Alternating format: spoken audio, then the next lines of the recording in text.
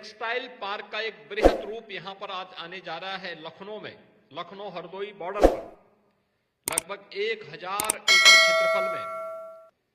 Textile से जुड़े हुए अलग अलग उद्योग यहां पे लगने जा रहे हैं। ये उत्तर प्रदेश की उन संभावनाओं को प्रदर्शित करने का एक माध्यम है जो यहां पर होने जा रहा है, लेकिन रॉ मटेरियल तो यहां पर हमें स्वयं ही तैयार करना होगा। और किसान अगर इस दिशा में आगे बढ़ते हैं तो केंद्र सरकार के द्वारा इस संबंध में प्रोत्साहन करने के लिए अनेक योजनाएं यहां पर चल रही हैं, जो आपको इस अवसर पर देखने को मिलेगा। और मैं विभाग से भी कहूंगा कि इन योजनाओं के बारे में हर जिले के अंदर संगोष्ठी करनी चाहिए, प्रगतिशील किसानों के साथ बैठना चाहिए, उन्हें प्रोसेसिंग के साथ वहां पर ट्रेनिंग के कार्यक्रम के साथ जोड़ना चाहिए। मेरा मानना है केवल गोरखपुर मंडल ही नहीं बल्कि वाराणसी मंडल, आजमगढ़ मंडल, मिर्जापुर मंडल, लखनऊ मंडल, देवीपाटन मंडल, बस्ती मंडल, इन सभी में ये संभावनाएं बढ़ेंगी, क्योंकि शहतूत की खेती के साथ साथ जो ऐसे क्षेत्र हैं जहां पर, क्योंकि यूपी जैसे राज्य में 9 क्लाइमेटिक जोन है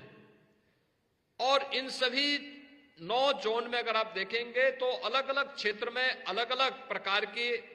कृषि उत्पादों को वहां पर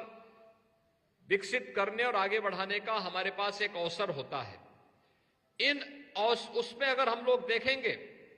तो ये संभावनाएं यूपी के अंदर बहुत अच्छी बन सकती हैं और उनको आगे बढ़ाने के लिए एक प्रयास अगर हमारे स्तर पर होता है और यहां पे लोकल स्तर पर ही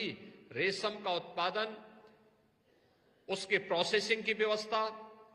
और फिर आगे की प्रक्रिया के साथ उसको वस्त्र उत्पादन के साथ हम जोड़ते हैं, तो जो रेशम का उद्योग का क्लस्टर प्राचीन काल से ही काशी और आजमगढ़ रहा है, इसको रॉ मटेरियल अगर सस्ता मिलता है तो स्वाभाविक रूप से उसकी लागत भी सस्ती आएगी और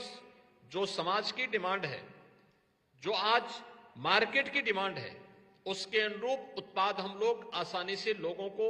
उपलब्ध कराने में मदद मिलेगी। सरकार इस दिशा में आपको ट्रेनिंग के साथ जोड़ने, रॉ मटेरियल के लिए सहयोग करने, प्रोसेसिंग के साथ सहयोग करने और मार्केटिंग और डिजाइनिंग के साथ जोड़ने में भी आपको मदद करेगी।